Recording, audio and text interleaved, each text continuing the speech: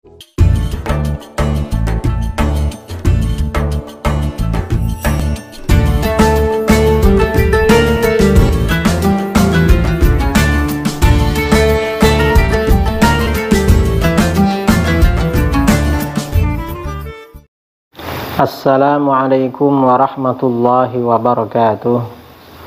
Bismillahirrahmanirrahim. Alhamdulillahi rabbil alamin. Lahul hamdu wa lahul fadlu wa lahus sana'ul hasan.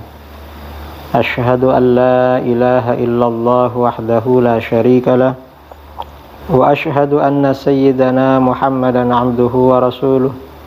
Allahumma salli ala sayyidina Muhammadin al-fatih lima uliq wal khatimi lima sabaqa nasiril haqqi bil haqq wal hadi ila siratikal mustaqim wa ala alihi wa sahbihi haqqa qadrihi miqdarihi al-azim. Amma ba'du.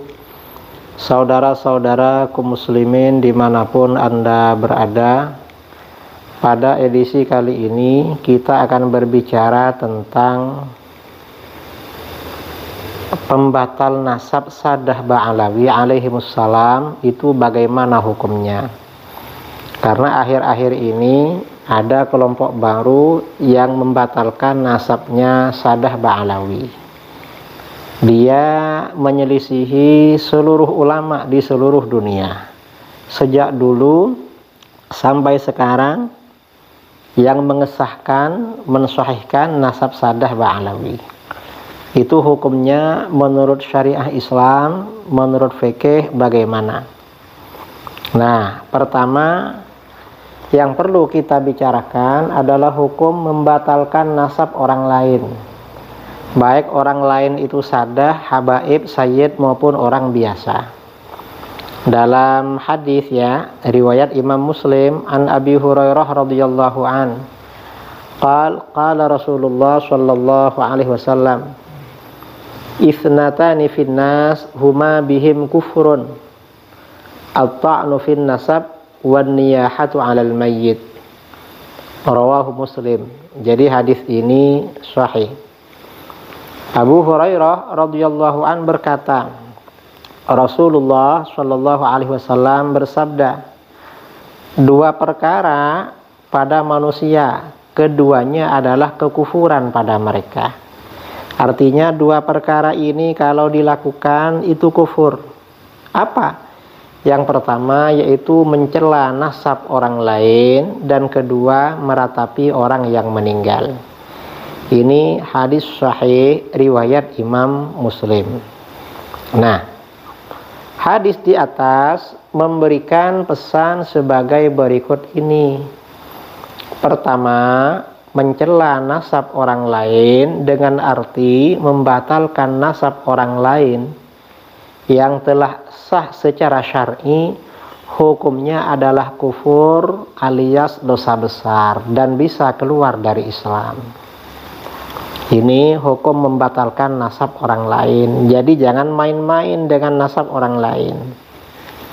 Kedua, maksud kufur dalam hadis di atas adalah bagi orang yang menganggap halal mencela atau membatalkan nasab orang lain, maka kufur. Karena menghalalkan perkara haram adalah kufur alias keluar dari Islam.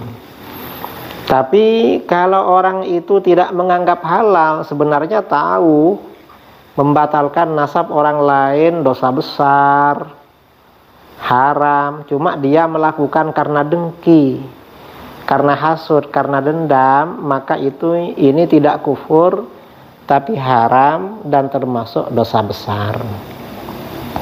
Ini hukum membatalkan nasab orang lain. Lalu bagaimana kalau membatalkan nasab ahlul bait? Keluarga Nabi SAW ternyata membatalkan nasab ahlul bait alaihimussalam adalah kesesatan, dhalal, sesat ya, bid'ah yang sesat. Jadi sesat dan menyesatkan, termasuk kelompok aliran sesat. Dasarnya mana? An Jabir bin Abdullah radhiyallahu an. Qal ra'aitu Rasulullah sallallahu alaihi wasallam fi hajjatihi yauma Arafah wa huwa ala naqatihi al-qaswa yakhutub fasami'tuhu yaqul ya ayyuhan nas inni taraktu fikum ma in akhadtum bihi lan tadillu kitab Allah wa israti ahla baiti. Haditsun sahih rawahu Tirmidzi. Jabir bin Abdullah radhiyallahu an berkata, aku melihat Rasulullah SAW pada waktu haji di hari Arafah. Beliau menyampaikan khutbah di atas ontanya yang bernama Qaswa. Aku mendengar beliau baginda bersabda, hai manusia, sesungguhnya aku meninggalkan sesuatu pada kalian. Apabila kalian mengambilnya, maka kalian tidak akan tersesat. Apa itu? Yaitu kitab Allah, Al-Quranul Karim, dan kerabatku ahlul baitku. Ini hadis sahih riwayat Imam At-Tirmidzi. Kemudian riwayat lain, an Zaid bin Arqam radhiyallahu an qala Rasulullah sallallahu alaihi wasallam, inni tarikum fikum ma in tamassaktum bihi lan tadillu ba'di. Ahaduhuma a'zamu minal akhar. Kitabullah hablum mamdudum minas sama'i ilal ard wa asrati ahlu baiti wa la yatafarraqa hatta yarida alayya al-haud fanzuru kaifa takhlufuni fihima. Haditsun sahih rawahu Tirmidzi wal Hakim. Zaid bin Arqam radhiyallahu an berkata, Rasulullah sallallahu alaihi wasallam bersabda, sesungguhnya aku meninggalkan pada kalian sesuatu. Apabila kalian berpegang teguh dengannya, maka kalian tidak akan tersesat sesudahku.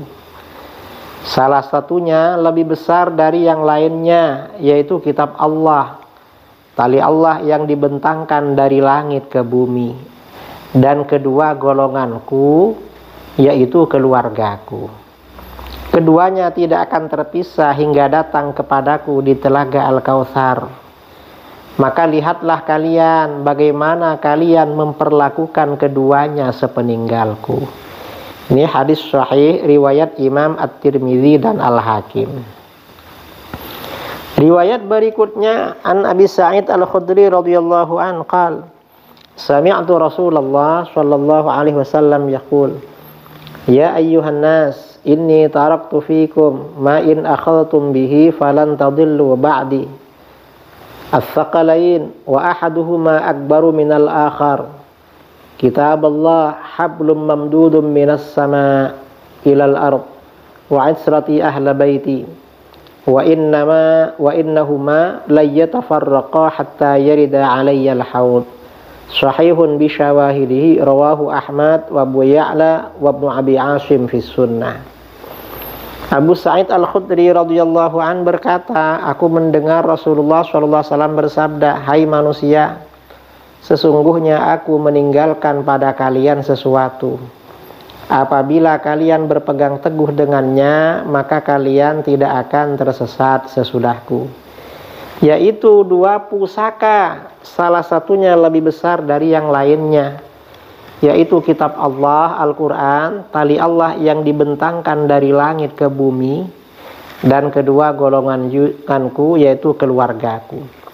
Sesungguhnya keduanya tidak akan berpisah hingga datang kepadaku di telaga Al-Kautsar.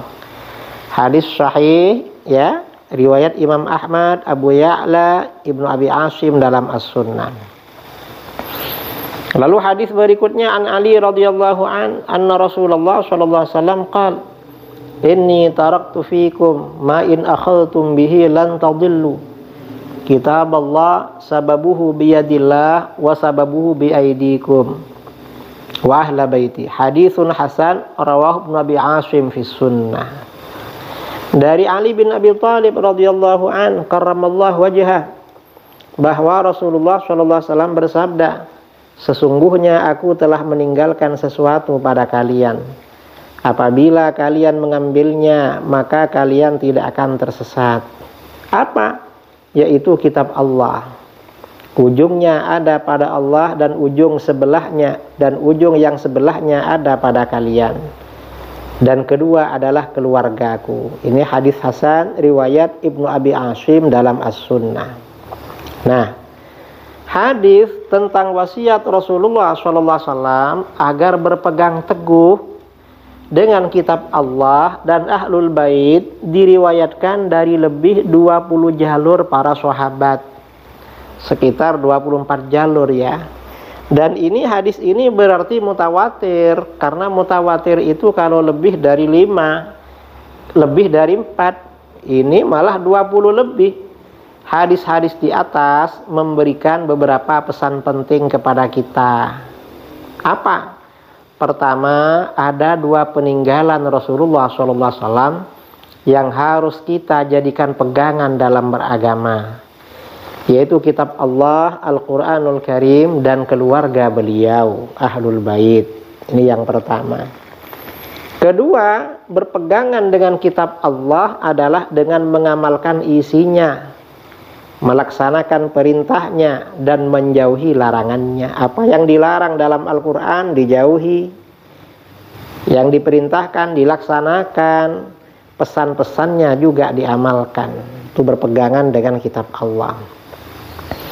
Lalu ketiga, berpegangan dengan keluarga Nabi SAW adalah dengan mencintai, memuliakan, menghormati, berbuat baik, dan meneladani perilaku mereka selama tidak bertentangan dengan agama.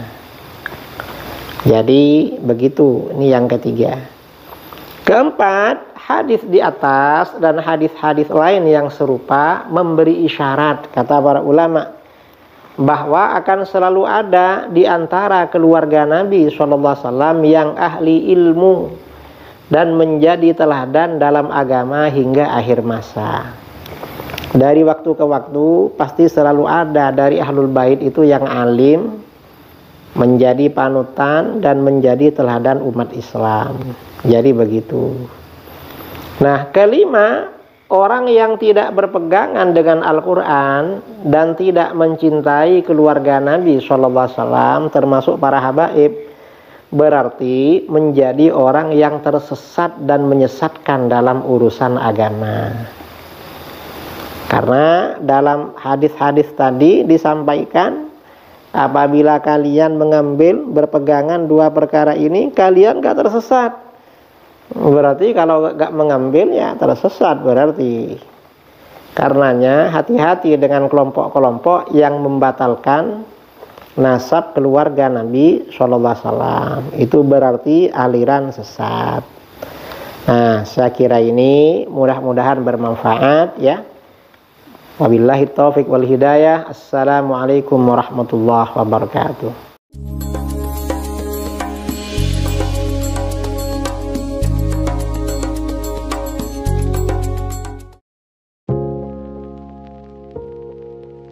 Assalamualaikum warahmatullahi wabarakatuh. Saudara-saudara kaum muslimin dimanapun Anda berada, di seluruh Indonesia maupun di luar negeri, perkenalkan saya Al-Fakir Muhammad Idrus Ramli mengajak saudara-saudara sekalian untuk menyisihkan sebagian hartanya sebagai donasi bagi program peduli pendidikan yang dikelola oleh LAS, Lembaga Amin Zakat Sidogiri. Program ini merupakan bantuan untuk biaya pendidikan yang diberikan kepada anak didik binaan LAS Sidogiri yang meliputi 1. Beasiswa anak yatim dan duafa, 2. Beasiswa anak berprestasi, 3. Peningkatan SDM guru, dan 4. Penugasan dai dan atau tenaga pengajar. Silahkan saudara-saudara, kami tunggu donasinya melalui rekening yang tertera di video ini. Insya Allah harta kita akan semakin berkah, semakin dimudahkan, semakin lancar, semakin bertambah. Amin, Allahumma amin. Dari saya, Assalamualaikum warahmatullahi wabarakatuh.